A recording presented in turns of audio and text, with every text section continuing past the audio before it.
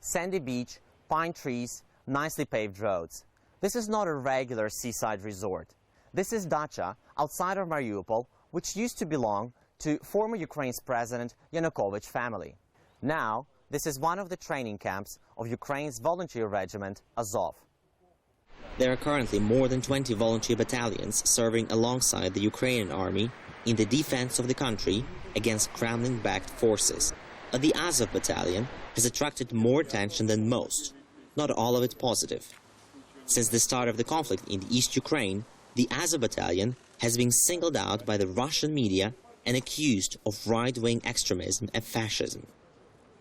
The battalion's use of swastika-style emblems and the links of some members to far-right political groups have made it a favorite among Russian correspondents seeking to portray Ukraine's volunteer battalions as neo-Nazis bent on genocide. According to official Kremlin propaganda, the main task of the Azov battalion is to exterminate the Russian-speaking population of eastern Ukraine. Surprisingly, the first Azov commander we talked to at the base is himself a native Russian speaker. He tells us about the expansion of the battalion and its recent transformation into a fully fledged regiment. We have received reinforcements and are now conducting basic training. Recruits undergo firearms training, martial arts classes, and tactical studies. The overall result is more people, more potential, and greater strength. Our second discovery is perhaps even more eye-opening. More than 20 volunteers among the Azov ranks came from Russia itself to help defend Ukraine.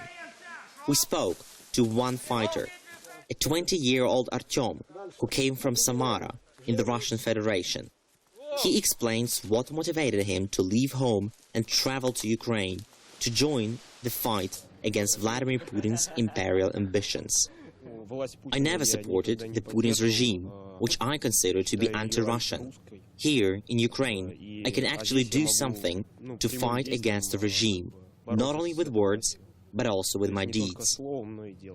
As well as Russian volunteers, the Azov battalion has also attracted a number of other non-Ukrainian recruits. This Swedish volunteer serves under the Ukrainian nom de guerre, Mykola. He currently acts as the commander of the unit's foreign fighters and says that he's motivated by a desire to stop Russian aggression in its tracks before it can pose a threat to the rest of Europe. Because as I saw it then and as I saw it now, if you don't stop the activists in East, I think the separatists with help from Russia will continue west. And by west, Mykola is not only referring to Western Ukraine. He believes that Vladimir Putin poses a direct threat to the security of the whole Europe. This fear of a larger European conflict is why he's here in eastern Ukraine. I'm fighting for Europe. I'm fighting for Ukraine. That's the thing. I'll fight for Europe first and I'll fight for Ukraine. Because if you don't help Ukraine to stop this, it will be my problem. When we talk in a group, people are concerned of what's happening in Ukraine, and they think it's also Europe's cause, because we don't want a new war in the central part of Europe, and we think that we must stop this here. Russians, Swedes, and a whole host of other nationalities, all of them have volunteered to come here and fight with the sole purpose of stopping Russian aggression and helping Ukrainians to defend Ukraine. The Ukrainian volunteers of the Azov battalion see themselves as patriots and nationalists.